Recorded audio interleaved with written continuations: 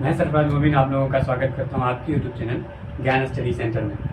तो आज हम लोग बायोलॉजी का दूसरा chapter cell cycle and cell division में एंट्री लेंगे और इस चैप्टर की सारी डिटेल्स को हम लोग समझते हुए अच्छे से आगे बढ़ेंगे। इससे पहले वाले लेक्चर में हम लोग cell the unit of life chapter के बारे में पढ़ रहे थे और इससे पहले जितना भी लेक्चर अपलोड हुआ है यूट्यूब पे इस चैनल पे, तो आप लोग वहाँ पर जाकर देख सकते हैं, क्योंकि पूरा डिटेल वर्जन में आपको समझाया गया, हर एक टॉपिक को समझाया गया जो एग्ज़ाम पॉइंट ऑफ व्यू से इम्पोर्टेंट है।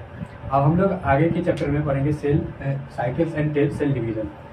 ये चैप्टर भी कुछ पिछले वाले चैप्टर से इंटरेक्टेड है, मतलब हम लोग बहुत सारे टर्म का यूज़ कर रहे होंगे जो पिछले चैप्टर में हम लोगों ने पढ़ा है। तो आप लोग अगर चाहे तो पिछले वाले चैप्टर को पढ़कर इस चैप्टर में आ सकते हैं या फिर यहीं से भी स्टार्ट कर सकते हैं, कोई बहुत भारी चीज़ है नहीं, आप लोग आसानी से समझ सकते हैं। सेल के बारे में तो सब जानते हैं, तो आप लोग यहाँ से समझ सकते हैं सेल के अंदर क्या क्या ऑर्गेनल होता है, हम लोग बचपन से पढ़ते हुए आ रहे होते हैं। तो इस चैप्टर को यहाँ से समझना भी आसान है। अगर फिर भी नहीं समझ में आ जाए तो आप पीछे वाले लेक्चर सबको अच्छे से कवर करके यहाँ पर आ सकते हैं, तब और अच्छे से आपको समझ में आ रहा होगा चीज़। तो यहाँ पे जो चैप्टर का नाम है वो है cell cycle and cell division. हम लोगों की आदत है कि किसी भी चीज़ या कोई भी पॉइंट आता है तो उस पॉइंट के बेसिस पर, उस नाम के आधार पर हम लोग क्या करते हैं कि उसको समझने का कोशिश करते हैं कि ये पॉइंट कह क्या रहा है, इस पॉइंट को आखिर हेडिंग देने का क्या कारण हो सकता है। तो इसी चीज़ को समझने के लिए हम लोग क्या करते हैं कि कुछ क्वेश्चंस के माध्यम से पूरे टॉपिक को समझने का कोशिश करते हैं कि इस चैप्टर के अंदर आखिर किस किस चीज़ों पर हम लोग बात कर रहे होंगे, क्या क्या मुद्दा बनेगा और उस मुद्दा को हम लोग कैसे सॉल्व करेंगे। तो वहीं से हम लोग क्वेश्चन बनाते हैं और क्वेश्चन को समझते हुए पूरे चैप्टर के सिनारियो को समझ लेंगे। तो सबसे पहला क्वेश्चन आता है कि वाई सेल्स डिवाइड्स। हम लोगों ने पिछले चैप्टर में पढ़ा सेल ऐसा होता है, सेल वैसा होता है, सेल के अंदर ये ऑर्गेनल होता है, उस पर ऐसा प्लाज्मा मेम्ब्रेन देखने को मिलेगा, वो मेम्ब्रेन बाउंड ऑर्गेनल होता है, वगैरह वगैरह वगैरह, बहुत सारे चीज़ों के बारे में हम लोगों ने बात की थी। अब यहाँ पे डायरेक्ट सीन पलट गया और सीधा बोल रहा है कि सेल डिवाइड भी करता है। तो मेरे दिमाग में एक क्वेश्चन आता है कि वाई सेल्स डिवाइड, सेल को डिवाइड करने की ज़रूरत क्यों पड़ी, सेल डिवीज़न की तरफ क्यों बढ़ रहा है, सेल डिवीज़न वाला फैसला क्यों अपना रहा है, सेल कांस्टेंट क्यों नहीं है, सेल जैसा है वैसा ही क्यों नहीं है, सेल को आखिर दो पार्टों में बांटने की ज़रूरत क्यों पड़ गई। तो इसका सिंपल सा आंसर है कि अगर मान लीजिए कि हम लोग अपने दिनचर्या वाली लाइफ में से अगर इसको समझने का कोशिश करें, तो जो लोग गांव में रहते हैं उसके गांव में कोई मुखिया होता है जो पूरे गांव के देख रेख करता है, मतलब कि गांव में विकास कैसा होगा, हर घर में खाना कैसे पहुंचेगा, मतलब गांव की सारी जिम्मेदारियां उस मुखिया के ऊपर होती हैं। तो आप लोग अगर समझें कि एक गांव का मुखिया है और उसको 5 साल का जो काम दिया जाता है, तो उसको वो मुखिया क्या करता है कि बहुत अच्छे से कर पाता है, क्योंकि उसके हिसाब से जो जगह दिया गया गाँव का वो उसके लिए सफिशिएंट है, मतलब वो उतना संभाल सकता है, वो भी अच्छे से काम कर सकता है। लेकिन उसी मुखिया को एक दिन का सीएम बना दिया जाए और बोले कि आप एक दिन के लिए पूरे राज्य को संभालें, जिस तरह से अपने गांव को संभालते हैं, जिस तरह से अपने गांव के विकास पर ध्यान देते हैं, उसी तरह से अपने राज्य के विकास पर ध्यान दें। तब क्या वो मुखिया उसी तरह से काम कर पाएगा जिस तरह से अपने गाँव के लिए कर पा रहा था? तो इसका सीधा सा सवाल है नहीं, क्योंकि उसके पास लैक ऑफ क्या होगा, मतलब उसके पास कोई एक्सपीरियंस नहीं होगा, लैक ऑफ एक्सपीरियंस होगा। पहली बार वो सीएम की कुर्सी पर बैठेगा और उसको भी बोला गया कि उसी ढंग से काम करे जिस तरह से अपने गांव में काम कर रहे थे, अपने गांव के विकास के लिए काम कर रहे थे, तब तो नहीं कर पाएगा। वो ये बोल सकता है ज़रूर कि मुझे जितना गांव का इलाका था उतना ही इलाका दिया जाए तो हम काम कर सकते हैं, मतलब मेरी तरह 2-4 सीएम बना दो ताकि सभी मिलकर क्या करें, राज्य को संभाल सकें। तो यहाँ पे क्या हो रहा है कि शक्ति का बंटवारा हो रहा है, पावर का डिस्ट्रीब्यूशन हो रहा है। तो यहाँ पर हम लोग समझ रहे हैं कि जब कोई आदमी किसी पावर को नहीं संभाल पाता है तो हम लोग उस पावर को क्या करते हैं, 2-4 जगह में बांट देते हैं ताकि पावर का दुरुपयोग ना हो, ताकि लोग उस पावर से प्रभावित ना हो, सही ढंग से प्रभावित हो। तो हम लोग क्या करते हैं कि सेल में भी कुछ इसी तरह का कंसेप्ट लग रहा होता है। सेल को डिवीज़न की तरफ जो मूवमेंट करता है वो इसी कुछ ना कुछ लॉजिक के कारण कर रहा होता है। अब हम लोग जानते हैं कि सेल का जो ब्रेन है वो क्या है, सेल की देख रेख कौन करता है, सेल में जो भी डिसीजन लेना होता है कौन ले रहा होता है, सिंपल सा आंसर है न्यूक्लियस। तब जब न्यूक्लियस इतना बड़ा है और उसके चारों तरफ सेल इतना बड़ा है, तो ये न्यूक्लियस इस सेल को अच्छी तरह से संभाल पा रहा है, मतलब इसके अंदर जो भी डिसीजंस है जो भी डिसीजन मेक करना है, लेना है, बहुत अच्छे तरह से ये न्यूक्लियस ले पा रहा है इस सेल के लिए। लेकिन सेल जो है, सेल में जो साइटोप्लाज्म है, साइटोप्लाज्म कंटिन्यूस ग्रोथ करता है, कंटिन्यूसली वो बढ़ रहा होता है, वो रुका नहीं है, वो कॉन्स्टेंटली नहीं रहता कि जितना बड़ा था वो हमेशा उतना ही बड़ा रहेगा, नहीं, वो कॉन्स्टेंटली क्या कर रहा होता है, अपने आप को ग्रोथ कर रहा होता है। तो सेम इसी तरह से जब साइटोप्लाज्म ग्रोथ करेगा तो क्या होगा, ये एरिया बढ़ेगी, तो इस न्यूक्लियस को क्या होने वाला है, एहसास, बहुत बड़ा पावर का एहसास होने वाला है, इसको बहुत बड़े एरिया को कवर करना पड़ेगा, बहुत बड़े एरिया को विकास के लिए अपने मार्गदर्शन देना पड़ेगा, तब तो इसका काम बढ़ जाएगा न्यूक्लियस का। जब इस न्यूक्लियस का काम बढ़ेगा तब ये अच्छे से काम नहीं कर पा रहा होगा, तब इसको किस चीज़ की आवश्यकता पड़ेगी, दो न्यूक्लियस की आवश्यकता पड़ेगी, ताकि क्या कर सके, ये पूरे बड़े वाले सेल को अच्छे से काम कर सके। तभी क्या होता है कि जब साइटोप्लाज्म इंक्रीज करता है साइज में, तो न्यूक्लियोप्लाज्मिक रेशियो गेट डिस्टर्ब, मतलब न्यूक्लियोप्लाज्मिक रेशियो जो होता है वो डिस्टर्ब हो जाता है। ये न्यूक्लियस और साइटोप्लाज्म का रेशियो क्या होता है, वो डिस्टर्ब हो जाता है। अब इसको आप लोग एक एग्जांपल समझो, जैसे रेशियो क्या बोलते हैं, ये हो गया न्यूक्लियस और ये हो गया साइटोप्लाज्म। अगर साइटोप्लाज्म बढ़ रहा है तो ओवरऑल जो हो रहा होगा वो क्या हो रहा होगा, पावर में घट रहा होगा। मतलब जो भी इसके अंदर ये अंडरस्टैंडिंग था, अंडरस्टैंडिंग लेवल सेल में ऑर्गेनल्स के बीच, उसका अंडरस्टैंडिंग घट रहा होगा। लेकिन जब हम लोग ऊपर से बात करते हैं कि साइटोप्लाज्म ऊपर है, न्यूक्लियस नीचे है, अब साइटोप्लाज्म का नंबर बढ़ रहा है, तो क्या होगा, ओवरऑल बढ़ रहा होगा। तब क्या हो रहा होगा कि सबके बीच की अंडरस्टैंडिंग बढ़ रही होती है। तो इसी को हम लोग बोलते हैं न्यूक्लियोप्लाज्मिक रेशियो।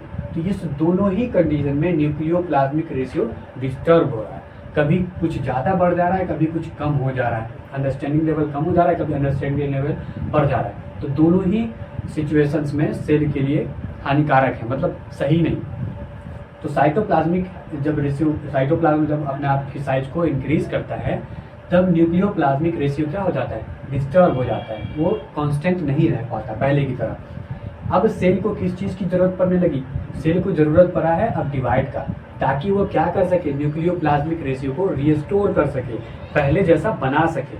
अभी न्यूक्लियोप्लाज्मिक रेशियो क्या हो चुका है, डिस्टर्ब हो चुका है, क्योंकि साइटोप्लाज्म का जो साइज का जो इंक्रीजिंग लेवल है थोड़ा बढ़ते जा रहा है, तो वहाँ पे न्यूक्लियोप्लाज्मिक रेशियो क्या हो रहा है, डिस्टर्ब हो रहा है। तो सेल को किस चीज़ की आवश्यकता पड़ रही है, किस चीज़ का नीड पड़ रहा है, तो सेल को डिवीज़न का नीड पड़ रहा है। अब सेल डिवीज़न की तरफ मूव करेगा, ताकि न्यूक्लियोप्लाज्मिक रेशियो जो है वो पहले जैसा रिस्टोर हो सके। तो इसी कारण हम लोग क्या करते हैं, सेल को डिवाइड होते हुए देख रहे होते हैं। जैसे कि यहाँ पर एक फिगर आपको दिख रहा होगा, न्यूक्लियस है पहले जैसा, ये पहले वाला लेयर है जो टूटता हुआ दिख रहा है, डिग्रेडिंग टाइप से दिख रहा है। मतलब ये वाला जो प्लाज्मा आपको दिख रहा है, इस मेम्ब्रेन जो दिख रहा है आपको, वो टूटा हुआ दिख रहा है। इसके ऊपर एक और लेयर आपको बना हुआ दिख रहा है जो नया है। अब यहाँ पे दिख रहा है कि साइटोप्लाज्म की जो साइज था वो पहले से क्या हो चुका है, बहुत बड़ा हो चुका है। यहाँ पर का साइज और यहाँ पर का साइज जो है दोनों ही अलग है। अब ये दोनों ही क्या हो चुका है, बहुत बड़ा हो चुका है। बहुत बड़ा होगा तो अब ये क्या हो जाएगा, दो हिस्सों में टूट जाएगा, दो हिस्सों में टूट कर यहाँ पर दो सेल का निर्माण हो जाएगा। तो जो पहले वाला सेल होता है, जो डिवीज़न से पहले वाला सेल होता है, उसको हम लोग बोल रहे होते हैं पेरेंट सेल, और जो दो सेल पेरेंट सेल से बट कर बनता है उसको हम लोग प्रोजनी सेल या डॉटर सेल बोल रहे होते हैं। इसको क्या बोल रहे होते हैं हम लोग, प्रोजनी सेल या फिर डॉटर सेल बोल रहे होते हैं, जो न्यू सेल बनता है। अब इसमें क्या है ना कि इतना सारा चीज़ हो रहा है, तो हम लोग तो ऊपर से देख चुके हैं कि क्यों ज़रूरत पड़ा सेल को, आखिर डिवाइड का, कि सेल डिवाइड क्यों कर रहा है खुद को। लेकिन हम लोग इसके अंदर की प्रोसेस को समझे कि इसके अंदर बहुत सारा ऑर्गेनल्स होता होगा, उसका बंटवारा किस लेवल पे होता है। मतलब इसके अंदर डीएनए है, राइबोसोम्स है, माइटोकॉन्ड्रिया है, वगैरह वगैरह वगैरह, बहुत सारा चीज़ है। तो इसका किस लेवल पर ये हो रहा है, बंटवारा हो रहा है दो सेल में, डॉटर सेल में। तो हम लोग उसी को समझते हैं। जैसे कि एक जनरल सेल है अपने पास, जिसमें न्यूक्लियस है, माइटोकॉन्ड्रिया है, बहुत सारा ऑर्गेनल है, प्लाज्मिड है, और भी बहुत सारा मतलब इसमें आपको देखने के लिए मिल रहा होगा। तो जब सेल डिवीज़न की तरफ मूव करता है, तो उससे पहले क्या होता है कि सेल के अंदर ही, सेल डायरेक्ट टूट नहीं जाता है, सेल के अंदर ही पहले क्या होगा, डीएनए का रिप्लिकेशन होगा। एक डीएनए से दूसरा डीएनए सेल के अंदर ही बन जाएगा, मतलब दो डीएनए बन जाएगा। तब जाके एक डीएनए पहले वाले सेल में रह जाएगा और दूसरा डीएनए दूसरे वाले सेल में चला जाएगा। फिर क्या होता है, हर एक चीज़ का डुप्लीकेशन होता है। जैसे यहाँ पे नाइसेस दिख रहा है आपको, मतलब यहाँ पे न्यूक्लियस का भी क्या हो रहा है, बंटवारा हो रहा है, ऑर्गेनल्स का डुप्लीकेशन हो रहा है। जितना भी ऑर्गेनल आपको इसके अंदर होगा सभी का डुप्लीकेशन हो रहा होगा। मतलब जो एक सेल एक ऑर्गेनल था माइटोकॉन्ड्रिया, अब वो उसका ही दूसरा कॉपी बन रहा होगा। इसलिए हम लोग बोलते हैं कि ऑर्गेनल्स का भी यहाँ पे क्या हो रहा होता है, तो डुप्लीकेशन होता है। अब ये सब चीज दो दो बन चुका है सेल के अंदर, दिख रहा होगा आपको, न्यूक्लियस दो है, दूसरा ऑर्गेनल दो है, उसी तरह से माइटोकॉन्ड्रिया दो है, उसी तरह से प्लाज्मिड दो है, सब चीज दो दो यहाँ पर बन चुका है। अब ये जब दो दो बन जाएगा तो इसका होता है रीअरेंजमेंट, मतलब एक साइड का हिस्सा एक साइड आ जाएगा, दूसरे साइड का हिस्सा दूसरे साइड चला जाएगा, मतलब एक न्यूक्लियस एक साइड, दूसरा न्यूक्लियस दूसरे साइड, ताकि डिवीजन में आसानी हो। तो सब चीजों का रीअरेंजमेंट हो जाता है, इसके अंदर जो भी न्यूक्लियस होगा सबका क्या हो जाता है, रीअरेंजमेंट हो जाता है। अब रीअरेंजमेंट होने के बाद होता है साइटोनाइसिस। क्या होता है साइटोनाइसिस, मतलब साइटोकाइनेसिस होता है, मतलब कि साइटोप्लाज्म का भी बंटवारा हो रहा होता है। अब यहाँ पे साइटोप्लाज्म दो हिस्सों में बटेगा, और क्या होगा कि एक हिस्सा में न्यूक्लियस का एक पार्ट, एक हिस्सा में ऑर्गेनल का एक पार्ट, एक हिस्सा में एक न्यूक्लियस का एक पार्ट, एक हिस्सा में ऑर्गेनल का एक पार्ट। इस तरह से सेल डिवाइड कर रहा होता है खुद को। इसके अंदर हम लोग अभी बहुत डीप नहीं गए और बहुत सारा चीज़ों को नहीं समझे, अभी भी हम लोग ओवरव्यू ही देखे हैं कि सेल इस तरह से डिवाइड कर रहा होता है। सेल के अंदर हर एक चीज का डुप्लीकेशन होता है, डीएनए का डुप्लीकेशन होता है, न्यूक्लियस का डुप्लीकेशन होता है, फिर सब रीअरेंजमेंट होता है सब चीज़ों का, एक चीज एक तरफ चला जाता है, एक हिस्सा में चला जाता है, फिर साइटोप्लाज्म का टुकड़ा में बढ़ रहा होता है, साइटोप्लाज्म दो हिस्सा में बढ़ता है, और तब जाके प्रोजनी सेल का मतलब ये हो रहा होता है, फॉर्मेशन हो रहा होता है। तो हम लोग यहाँ पे सेल के डिवीजन को समझ चुके हैं। अब हम लोग आगे देखेंगे कि ये सेल डिवीजन किस किस फेज से होकर गुजर रहा होता है।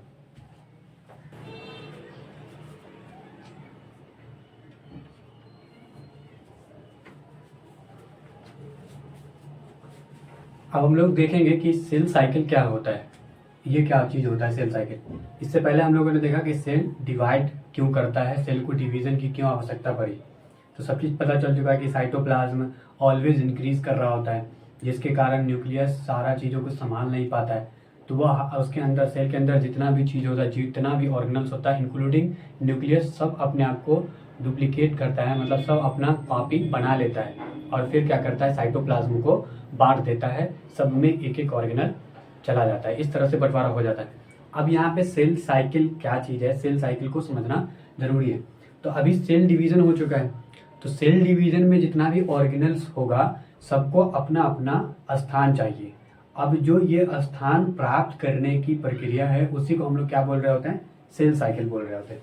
तो ऑल द इवेंट्स, जितना इवेंट होगा, जितनी भी घटना घट रही होगी सेल डिवीजन के दौरान सेल साइकिल में, need to take place in coordinate way, like cell growth कैसे करेगा, ऑर्गेनल्स का डुप्लीकेशंस कैसे होगा, डीएनए रेप्लिकेशंस क्या होगा, न्यूक्लियर डिवीजन्स क्या होगा, ये सारी घटना जो उसके अंदर हो रही है सेल डिवीजन में, इसी को हम लोग कह रहे होते हैं कि सेल साइकिल की जो प्रक्रिया है, जो प्रोसेस है वो स्टार्ट है। अब यहाँ पे सेल साइकिल का दो मेजर फेज होता है, मतलब मोटा माटी समझा जाए सेल साइकिल क्या है। तो सेल डिवीजन में जो स्टेप यूज हो रहा होता है, स्टेप के अंदर ऑर्गेनल का डुप्लीकेशन, डीएनए का रेप्लिकेशन, और मतलब क्रायोकाइनेसिस, साइटोकाइनेसिस, ये सारी चीज़ें जो हो रही है इसी को हम लोग बोल रहे होते हैं सेल साइकिल हो रहा है। ये सेल साइकिल का कितना फेज है, दो फेज में सेल साइकिल को बांट दिया गया। एक को बोल रहे होते हैं हम लोग एम फेज, और एक को बोल रहे होते हैं हम लोग इंटरफेज। इंटरफेज को हम लोग प्यार से हम लोग बोलते हैं प्रिपरेटरी फेज। प्रिपरेटरी फेज इसलिए बोला गया इंटरफेज को, क्योंकि इस फेज के अंदर सेल डिवीजन की तैयारी चल रही होती है। कैसी तैयारी, सेल डिवीजन, सेल को जब पता चला कि अब न्यूक्लियस किसी भी चीज को नहीं संभाल पा रहा है, मतलब सीधा सीधा सिग्नल दे रहा है कि सेल को अब डिवीजन की आवश्यकता है, तब उसके अंदर क्या होता है कि सब चीजों का डुप्लीकेशन हो रहा होता है, मतलब बहुत पहले ही सेल डिवीजन की तैयारी चल रही होती है। तो इसी फेज को हम लोग कहीं ना कहीं बोल रहे होते हैं कि ये फेज कैसा है, तो प्रिपरेटरी फेज है। और ये प्रिपरेटरी फेज सेल डिवीजन के अंदर कम से कम 95% टाइम कंज्यूम कर रहा होता है, मतलब 95% टाइम किस में लग रहा होता है, प्रिपरेटरी फेज में लग रहा होता है। कैसे लग रहा होता है, इस सब चीज़ों के बारे में हम लोग आगे पढ़ेंगे फेज के अंदर जब जाएंगे तब। और एम फेज को हम लोग बोलते हैं कैरियोकाइनेसिस, जिसमें न्यूक्लियस का डिवीजन होता है, साइटोकाइनेसिस जिसमें साइटोप्लाज्म का डिवीजन होता है। तो ये इस दोनों फेज के लिए हम लोग बोलते हैं कि वो एम फेज के अंदर आता है। अब जैसे मान लेते हैं कि एक सेल था छोटा सा, अब ये सेल कुछ दिनों के बाद बहुत बड़ा हो जाएगा, बड़ा होगा तो अब उसको सिग्नल मिलना स्टार्ट हो जाएगा कि अब सेल डिवीजन की तरफ मूव कर रहा है। तो जब सेल डिवीजन करेगा तो 2 सेल में बढ़ जाएगा प्रोजनी, 2 सेल डॉटर सेल इसके हो जाएंगे। फिर ये डॉटर सेल भी क्या करेगा, अपने आप को सेल ग्रोथ करेगा, मतलब इसमें भी साइटोप्लाज्म का साइज इंक्रीज कर रहा होगा, बढ़ रहा होगा। जब साइटोप्लाज्म का साइज इंक्रीज करेगा इसका मतलब इसके अंदर भी कहीं ना कहीं सिग्नल आ रहा होगा, किस चीज़ का, तो सेल की डिवीजन का, मतलब इसमें भी डिमांड चल रही है कि आप सेल डिवीजन तो होना ही चाहिए। तो यहाँ पे फिर से क्या होता है, ये भी सेल क्या करता है, अपने आप को डिवाइड कर लेता है, 2 भागों में बांट लेता है। इस तरह से ये जो प्रक्रिया है, ये जो प्रोसेस है, ये ऑलवेज चलता रहेगा, ये हमेशा चलता रहेगा। ये हमेशा ही अपने आप को बड़ा करेगा, फिर 2 पार्ट में बांटेगा, फिर वो 2 पार्ट अपने आप को बड़ा करेगा, फिर 4 पार्ट में बांटेगा, फिर वो 4 पार्ट अपने आप को बड़ा करेगा, वो अपने आप को 16 पार्ट में बांट देगा। इस तरह से ये जो प्रोसेस है ये हमेशा बढ़ता ही चला जाएगा। अब यहाँ पे ये समझना है कि जो सेल है, सेल जब अपने आप को ग्रोथ करता है, जब सेल ग्रोइंग अवस्था में होता है, तब उस फेज को हम लोग बोलते हैं कि इंटरफेज है।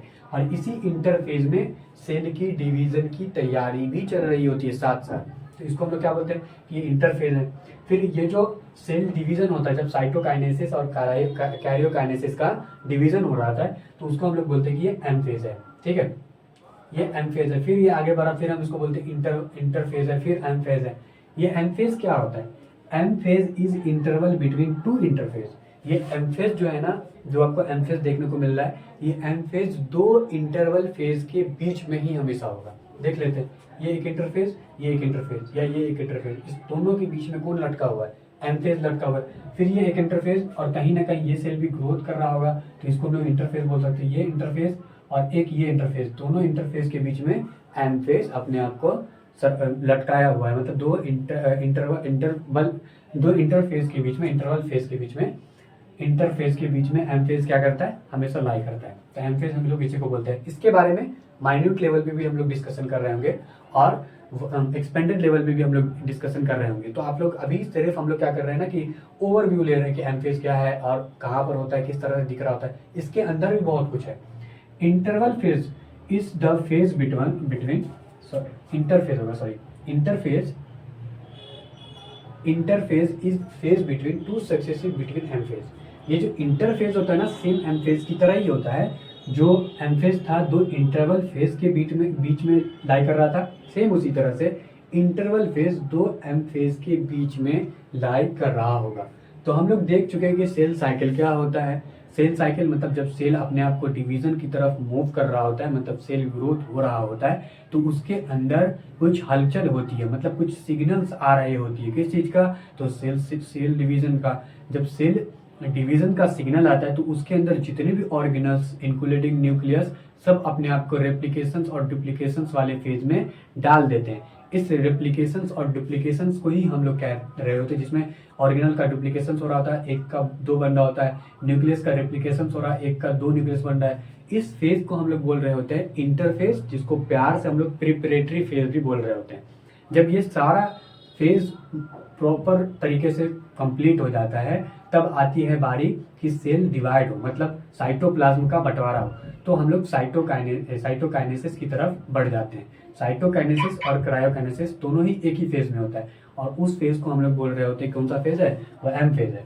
जो इंटरवल फेज होता है वो 2 एम फेज के बीच में लाई करता है, और जो एक इंटरवल फेज होता है वो 2 एम फेज के बीच में लाई कर रहा होता है। इसके बाद हम लोग फेज के बारे में देखेंगे, इसके अंदर भी घुसेंगे कि इंटरफेज में क्या क्या हो रहा है और एम फेज में क्या क्या हो रहा होता है।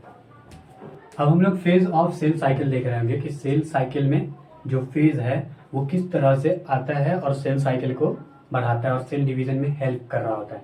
जैसे अभी हम लोग देखे कि सेल साइकिल में मेजरली 2 ही फेज देखने को मिलता है, एक इंटरफेज जिसको हम लोग प्रिपरेटरी फेज भी बोलते हैं, एक एम फेज जिसमें क्रायोकाइनेसिस और साइटोकाइनेसिस का बंटवारा हो रहा होता है। अब इसके डेप्थ में जाके पढ़ रहे होंगे कि ये फेज में क्या क्या चीज़ आपको देखने को मिल सकता है। तो फेज ऑफ सेल साइकिल को यहाँ पर भी मेजरली 2 टाइप में बांटा गया। एक को हम लोग बोल रहे हैं इंटरफेज और एक को बोल रहे हैं हम लोग एम फेज, जिसको हम लोग माइटोसिस भी बोलते हैं, ठीक है। तो इंटरफेज में क्या होता है कि इसमें जो है ना, इसको हम लोग प्रिपरेटरी फेज बोलते हैं। इसमें अगर आप किताब में पढ़ेंगे तो इसको बोलेगा रेस्टिंग फेज है ये, मतलब इसमें कोई रेस्टिंग फेज जब कोई पढ़ेगा कॉमन इंसान तो बोलेगा कि इसमें तो सेल डिवीजन का कोई काम हो ही नहीं रहा है, लेकिन ज़्यादातर काम जो मेन काम है, मेन वर्क है, सब इसी इंटरफेस के अंदर ही हो रहा होता है। एज मतलब रेस्टिंग फेज का मतलब क्या होगा कि as cell is not dividing, सही बात है, इसमें सेल डिवाइड नहीं होता है, लेकिन डिवाइड होने के लिए तैयार हो रहा होता है कि सेल डिवाइड होगा तो उसके पहले का जितना भी काम है सब पहले से पूरा होना चाहिए, ताकि सेल डिवाइड हो तो सब चीज़ एक जगह से दूसरी जगह आसानी से जा सके। ये जो इंटरफेज में होता है ना कि सेल साइकिल का 95% टाइम को अपने अंदर रख रखा होता है, मतलब 95% टाइम जो लगता है वो इंटरफेस के अंदर लग रहा होता है।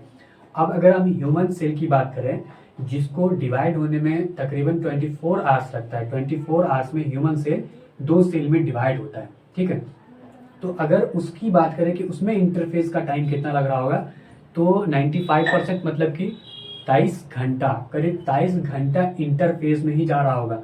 मतलब कि ऑर्गेनल्स का डुप्लीकेशन, डीएनए का रेप्लिकेशन, न्यूक्लियस का रेप्लिकेशन, बहुत सारा काम जो होता है उसके अंदर ऑर्गेनल सबका काम होता ही रहेगा, वो भी कितने घंटा तक, लगातार 23 घंटा तक, ठीक है। अब इस इंटरफेस को भी हम लोग 3 फेज में बांट देते हैं, जिसको हम लोग बोल रहे होते हैं G1 फेज, गैप 1 फेज, इसके बारे में भी पढ़ेंगे। S फेज जिसको हम लोग बोलते हैं सिंथेसिस फेज, एक होता है G2 फेज, गैप 2 फेज, क्या बोलते हैं हम लोग, G1 फेज होता है, फिर S फेज, फिर G2 फेज। ये किसका पार्ट है, तो इंटरफेस का पार्ट है। मतलब ये G1 phase, S phase, G2 phase किस फेज में आपको देखने को मिलेगा, तो वो देखने को मिलेगा इंटरफेज में। बिल्कुल देखने के लिए मिलना चाहिए इतना फेज, क्योंकि इसमें 95% टाइम जो है सेल साइकिल का वो लग रहा होता है। सिर्फ किस लिए, तो सेल साइकिल में जो डिवीजन होगा उसकी तैयारी के लिए, जिसके लिए हम लोग इस इंटरफेज को दूसरा नाम बोल रहे होते हैं कि प्रिपरेटरी फेज है एक तरह का। दूसरा जो है ना वो है एम फेज, जिसको हम लोग बोलते हैं माइटोसिस भी बोल रहे होते हैं। ये माइटोसिस हर जगह नहीं होता, कहाँ होता है ये भी हम लोग देखेंगे। पहले तुम लोग माइटोसिस जान ले, जिसको हम लोग एम्फोसिस बोलते हैं, ये क्या है। तो ये होता है, इसमें होता है एक्चुअल डिवीजन, मतलब डिवीजन का काम जो होगा ना, सेल के टूटने का, सेल के बंटवारा का, वो काम हो रहा होगा एम्फेज के अंदर, एम्फेज के अंदर जो हो रहा होगा। और ये इसमें ज़्यादा समय नहीं लगता, सेल साइकिल का सिर्फ 5% टाइम इसमें जाता है, इसमें 5% टाइम ही लगता है। अगर हम ह्यूमन सेल की बात करें तो ह्यूमन सेल में प्रिपरेटरी फेज कितना लगा, जिसको हम लोग इंटरफेज बोलते हैं, वो कितना समय लगा, तो 23 घंटा लगा। सेल मतलब ह्यूमन सेल को डिवाइड होने के लिए कितना घंटा लगता है, तो 24 घंटा लगता है। इंटरफेज में टोटल टाइम गया 23 घंटा, तो एम फेज में टाइम कितना जाएगा, 1 घंटा जाएगा। 1 घंटा में सेल क्या हो जाएगा, पूरी तरह से टूट जाएगा।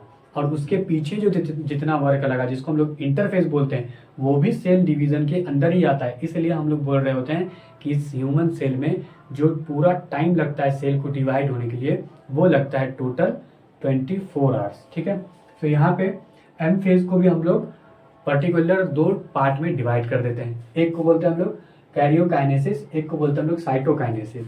अब ये कैरियोकाइनेसिस में क्या होता है कि न्यूक्लियस का डिवीजन हो रहा होता है, मतलब न्यूक्लियस जो है ना, न्यूक्लियस भी 2 पार्ट में बट रहा होता है। जैसे हम लोग कल पढ़ रहे थे कि क्रोमोसोम्स है, क्रोमोसोम्स में एक नाइटमेयर था, नाइटमेयर में स्पिंडल फाइबर लगता है, और स्पिंडल फाइबर दोनों ही क्रोमोसोम्स के क्रोमेटिड को तोड़कर अलग कर देता है। उसके तोड़ने का क्या मतलब हुआ कि वो जब टूटेगा ना, तो एक क्रोमेटिड एक सेल में, एक डॉटर सेल में, एक क्रोमेटिड एक डॉटर सेल में, इस तरह से बंटवारा होता है। तो यहाँ पर जो कैरियोकाइनेसिस है, इसमें भी ये सब देखने को मिलेगा, ठीक है। तो कैरियोकाइनेसिस मतलब कि इसमें न्यूक्लियस का बंटवारा होता है 2 डॉटर सेल के बीच में, पेरेंट सेल से 2 डॉटर सेल के बीच में हो रहा होता है। कैरियोकाइनेसिस के भी 4 फेज है। एक को बोलते हैं हम लोग प्रोफेज, एक को बोलते हैं मेटाफेज, एक को एनाफेज, एक को टीलोफेज। अभी तो केवल आप नाम याद रखो कि कैरियोकाइनेसिस में भी 4 फेज देखने को मिलता है। एक को प्रोफेज बोलते हैं, एक को मेटाफेज, एक को एनाफेज, एक को टीलोफेज। ये चारों फेज किस फेज का पार्ट है, तो कैरियोकाइनेसिस। कैरियोकाइनेसिस किस फेज का पार्ट है, तो एम फेज का पार्ट है।